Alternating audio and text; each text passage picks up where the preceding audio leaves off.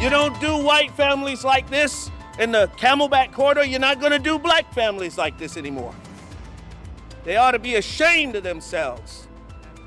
They're cowards and bullies and bigots with badges and guns. We got a problem in this city, and someone's going to end up dead. And the next time, it might be a police officer, because I don't know too many black men that are going to let them put their hands on their pregnant women that way.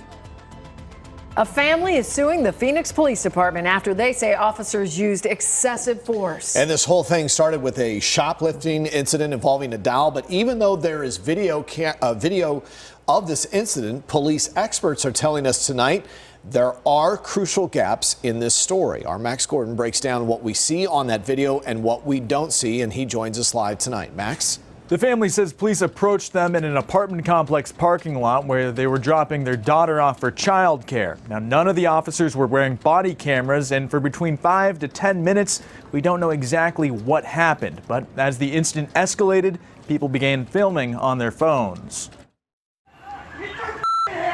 Guns drawn, profanity flying. Get out the car! Cell phone video from two angles shows the moments Phoenix police officers detained 22-year-old Drayvon Ames and 24-year-old Aisha Harper. I don't give a Put your hands up. It all stemmed from accusations that their daughter stole a doll from a Dollar General.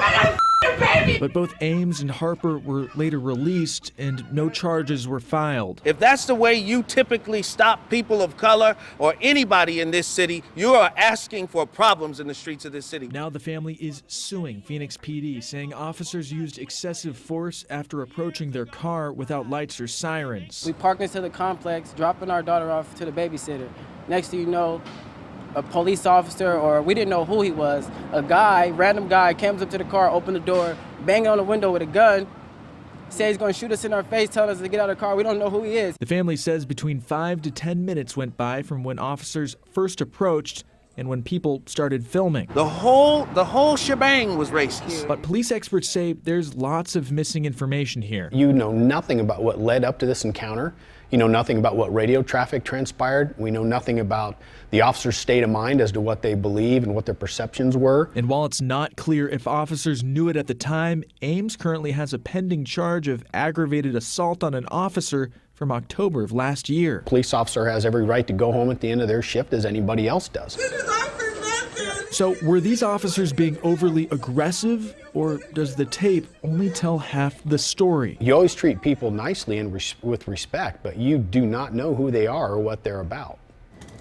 Phoenix PD isn't commenting on this incident because of the pending lawsuit, and it's not clear at this time how much money the family will be asking for. Live in the newsroom, Max Gordon, Arizona's Family.